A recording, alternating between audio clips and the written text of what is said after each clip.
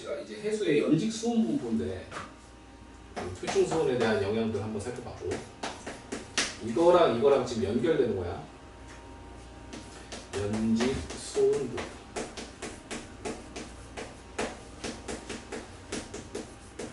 우리 이제 과학하는 사람들이잖아. 그 용어를 정확히 구별하면서 쓰자. 그래서 내가 해주는 얘기야. 그 연직이랑 수직이라는 개념이 좀 달라. 알아? 그 수직이라고 하는 거는 기준선이 이 직선에서부터 나와.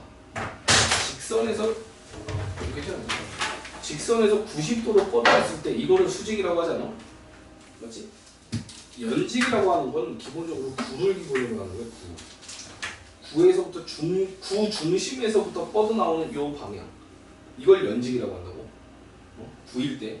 그러니까 바닥면이 일자로 깎여 있는 상태에서 저 솟아있는 걸 보면 수직이고, 이렇게 둥근 형태에서 바라봤을 때 연직이라고 한다고. 이게 연직.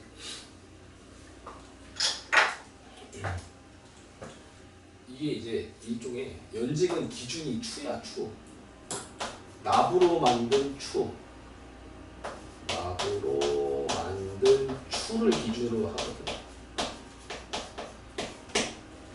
예를 들면 내가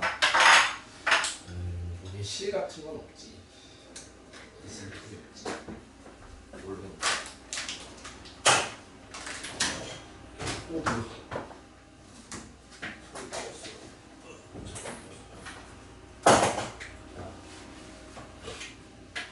이게 실이야. 납으로 만든 추야. 납으로 만든 추로 실에다가 달아갖고 가만 냅두면 이 추가 가리키는 방향이 연직이야. 결국 중력 때문에 지구 중심을 가리킬 거 아니야. 맞지? 이 얘기를 왜 하냐면 연이 한자로 납 연자야. 납 연자라고. 납으로 만든 추가 가리키는 방향이라고. 즉 중력 방향. 알겠지? 납으로 만든 추, 이게 중력 방향이야. 중력. 그 연직이라는 게 실은 중력 방향과 같은 표현인데 그 기준이 이거라고. 납으로 만든 추가 가리키는 방향. 지금 이 바닷물을 층을 나눌 건데 뭐를 기준으로 나누는데 연직 방향을 기준으로 나누는데 바닷물을 나눠주시고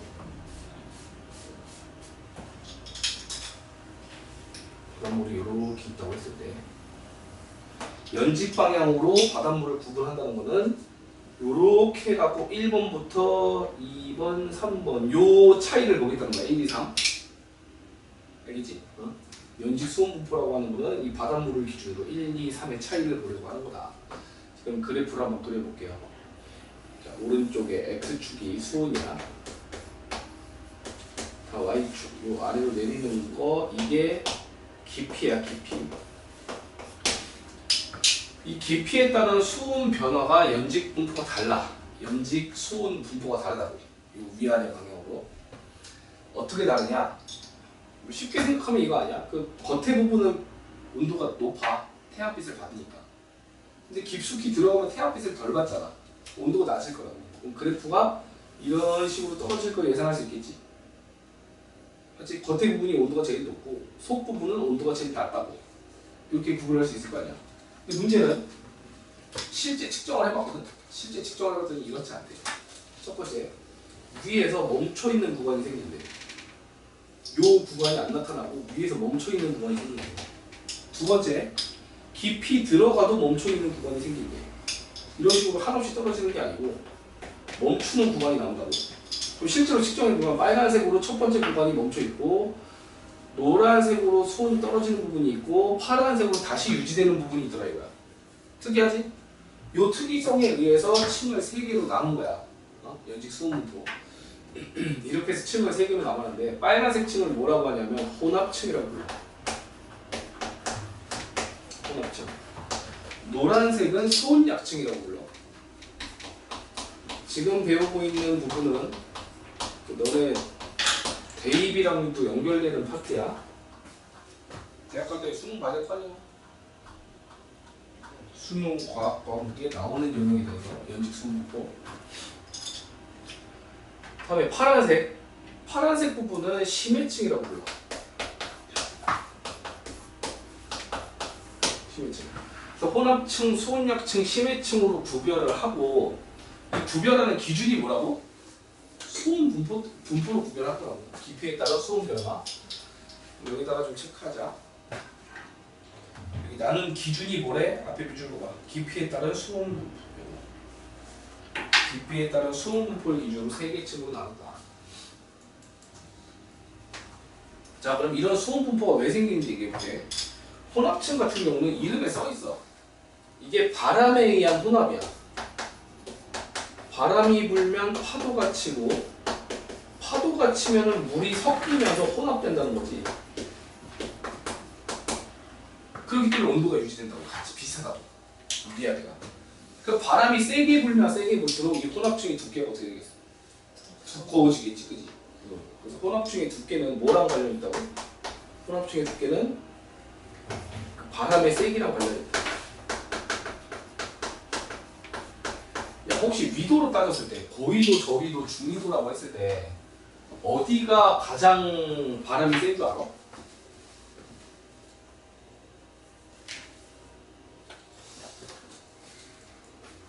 바람이 제일 센 거. 여기 세 군데 중에서 힌트 줬어. 저위도, 중위도, 고위도 중에서 바람이 제일 센 거. 정답은 중위도가 제일 세. 알아봐 이거. 중위도가 최대다. 이거랑 같이 연결지어서 적어보자.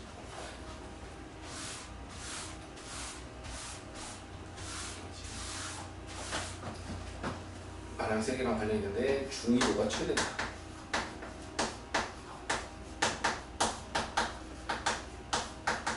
중위도 지역이 바람이 세고 그 말은 두께도 두껍다는 거야 저게. 여기 한번 볼래? 저위도 중위도 고위도 차이를 해놨어. 이 혼합층의 두께 봐봐. 중위도 녹색이 제일 두껍지? 녹색이 제일 두꺼운 거 볼 수 있고 고위도에는 거의 바람이 분다기보다는 뭐랄까 이거 이따 설명해 줄게. 지금은 이 중위도가 두껍다고 말하나 적도보다 중위도가 바람이 세.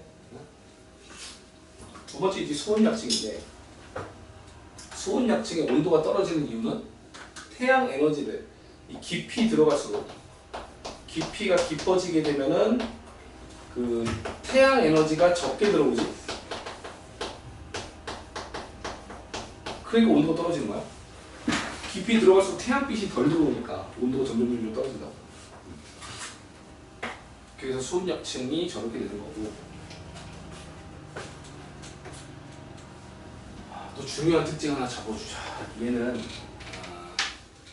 매우 안정한 층이야. 대류가 없거든. 대류 현상이 없기 때문에 안정한 층이라는 표현을 써. 이 말도 이해할 수 있을까? 대류가 뭐야? 대류라고 하는 건 뭐 더운 공기가 됐든 물이 됐든 이 더운 거는 가벼워져서 올라가려는 성질이 있고 차가운 건 무거워져서 내려오려는 성질이 있어. 그 열기구만 봐도 알 수 있지? 풍선 안에 있는 공기를 불 가지고 지지면 따뜻해지면서 열기구가 뜨잖아. 이거야. 더운 거는 올라가는 성질이 있다고. 얘는 특징이 위에 더운 게 있지. 위에 더운 물이 있고 밑에 찬물이 있지 않아? 태양빛이 덜 들어가니까 차갑잖아. 그럼 더운 물이 이미 위에 있기 때문에 대류가 없는 거야. 이미 올라가 있는 거지. 뜨거운 게. 대류가 없으니까 매우 안정한 층이 되고 이 안정한 층이 기능이 있어. 대류가 없으면 안정한 층이 되고 안정한 층이면은 위아래 물질 교환을 차단해. 물질 교환을 차단한다. 위에 있는 물과 아래에 있는 물을 물리적으로 차단시켜버리는 역할을 한다고. 위에는 뭐가 많아? 산소가 많아. 공기랑 바로 닿아 있잖아. 공기랑 닿아 있기 때문에 위쪽에는 산소가 많아. 아래쪽에는 뭐가 푸는 거일까? 아래쪽에는 일명 무기염료라고 하는 플랑크톤의 먹이. 무기염료는 언제 생산되냐면 시체가 썩어서 분해되면 생기는 게 무기염료야. 이 플랑크톤이 먹이가 되거든. 그 바다 물고기도 뒤질 거 아니야. 그 죽으면 얘는 어디로 가? 위로 가, 아래로 가?